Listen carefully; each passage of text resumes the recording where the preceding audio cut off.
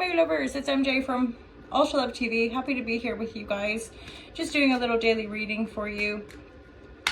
Divine guidance and loving clarity is my intention with these readings. It's a great way to connect with the internet lovers of the Most High.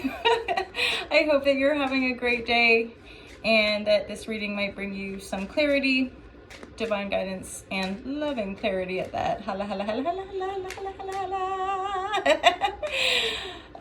You know, here I am, ooh-wee, smiling, happy people, laughing. And yet, this morning, so I've been doing a 21 meditation with the LifeShare crew.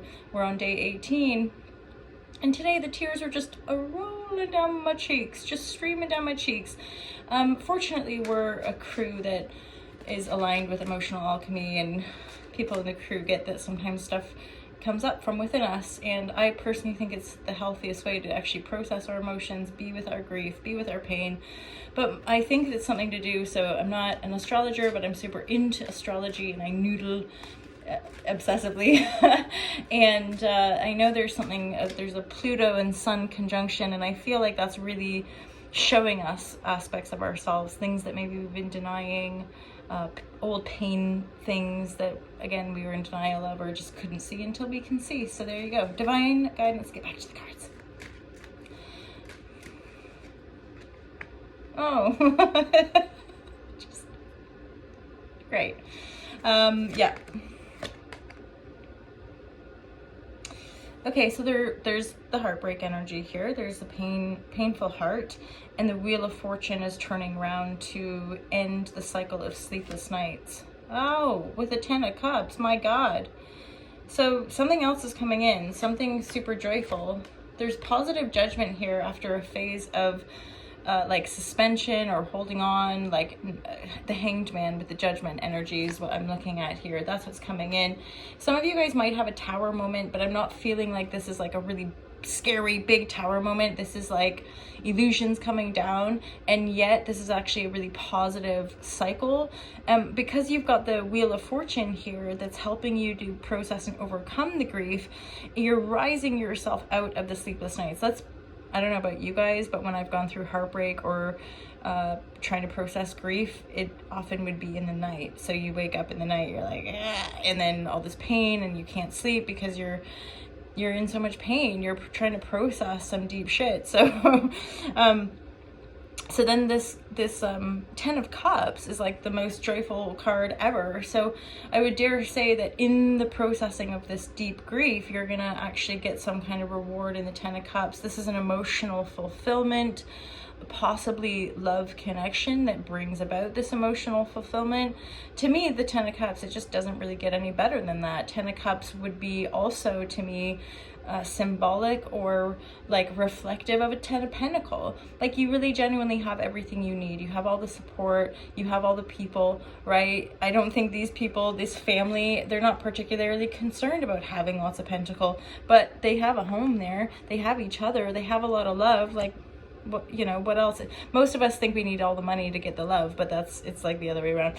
So or not, you know, who am I to judge? It's just like money is there for us all to grapple with. Interesting paradigm we live in, isn't it? So then there's all this major arcana energy coming in. The Wheel of Fortune is here helping you to get through this cycle of loss, pain, heartbreak, grief, whatever. And then coming in, you have major transformation. We're in this sort of energy astrologically as well, so it's making sense. The Judgment card, this is positive energy, singing in your praises. The Tower moment, something's coming down, you guys. What's clarity? Let's get some clarity on the Tower. What is this Tower talking about? Something you've let go of, actually. Something you've been emotionally investing in. Okay, so some of you might be walking away from a relationship, or you have walked away from a relationship and the Tower is coming down. So as in, say you were living together and now you're walking away, or you have walked away, so you're not living together anymore. It could be as simple as that. Like if your partner's left and you're like, oh no. And yet this is a positive judgment that's going to help you have illumination after a period of stagnation. So I would dare say if relationships are ending, it's because they're not legit. They're not really going anywhere. They're not going to really serve you or help you in your spiritual growth, right? So this Knight of Cups is coming in. This looks like an offer of sorts. Definitely a cup of love, you guys. So it looks like the person you've been dealing with, or the person that's coming in to offer this cup, has also been like through a dark night of the soul or a spiritual transformation, and or through that spiritual transformation they've been working on building a stronger foundation. Like any of us, it's like we want to be in some sort of space where we feel like we have something to offer, right? Like we don't, yeah. Holy Shazam. And then for some of you guys, it could be that the relationship is going through a death process. Hence, one or both parties, you're having this like existential crisis or dark night of the soul or something like this. And then through this regenesis, through this spiritual awakening or what have you, it's finally like they're ready to make an offer. It's finally like they're ready to like, okay, let's take this relation to the next level. I feel like because that Tower moment is there, and because for some of you, you've been in such stagnation, right, with this Hanged Man, it's like you're just holding the line, you're moving forward, right? And that the foundation is being built. The offers, when they start coming in, it could be work, but these are all cups, so it's more likely love. When these offers start coming in, I feel like for some of you, it's one, maybe two different people that are coming in to make an offer. You'll be ready. You'll be ready to accept the offer. Holla Shazam. God dang, I keep pulling that Emperor energy as well. For some of you, it could be an Aries, I guess. And Aries is coming into holla holla love you, Supreme. Whoosh, kada. Let's go that one, and then we'll see. So Empress now is coming through. For some of you, this is a fertility energy, so be aware of that. Yeah, and this is just more energy of laying down the past, for one, letting go of the battle, and letting go of either self-deception or allowing yourself to be deceived. These are connected, I would dare say, to aspects of self-betrayal, abandonment, like things like just these tiny little nuggets in our own heart that we deny or let go of. It's such a conundrum or like a weird metaphysical thing, because we just don't know until we know.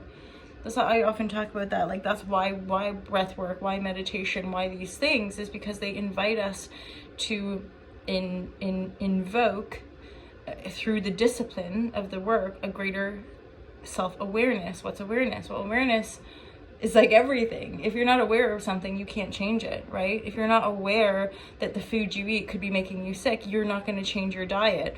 But if you're aware, you're like, oh, awareness. It's like, oh my God, that's why awareness is so powerful, right? And I believe it's all happening now. And so we can't like blame the past or blame the future. We need to just be here right now and go, okay, right now this is coming up, and right now I'm doing this, and right now this is coming up. And I personally propagate not blaming other people either, even though we're all intertwined, and it's quite a challenging practice actually to not blame people. Because I think culturally and even historically, like, look, we have warring countries. We clearly, as a society and as a people, like, want to just blame each other and be like, you did this, and instead of trying to have diplomatic, and that happens too, but instead of propagating a diplomatic, peaceful approach to creating more harmony, which does happen as well, we often see a more divisive construct being propagated in the mainstream media. And I genuinely don't believe that gets us anywhere. It's just like looping us around in these same crazy, ridiculous patterns that don't solve anything, don't help nobody, except for maybe a few people that are actually like moving the chess pieces around, right? So you guys are really coming into a new phase of life. 10 of Pentacles to me, it's like healing all this stuff, laying things down, and being liberated to move forward and upgrade your life. The Hierophant. There's a lot of major arcana in this reading, you guys. Now I've just pulled the Ace. There's this Empress. So I just feel like you're majorly upgrading yourself. And this is always going to bring about some really positive manifestations. Yeah, I'm like, including love. whether you or somebody else, like you're coming in, you want to make an offer, or somebody wants to make this offer to you. Symbolic, there's a seahorse here. If any of you guys are into animal spirit stuff, the seahorse, I know it has some relevance, right? But this is definitely a cup of love. This is definitely an offer of love. Be fearless as you move forward, you guys. You're going to be okay. You're building a new foundation, and or the people in your life, the important people in your life, are building that foundation and truly coming into a greater sense of alignment with your highest self. So this is awesome. Have a great day, you guys. I'll see you real soon. Take care. Peace out.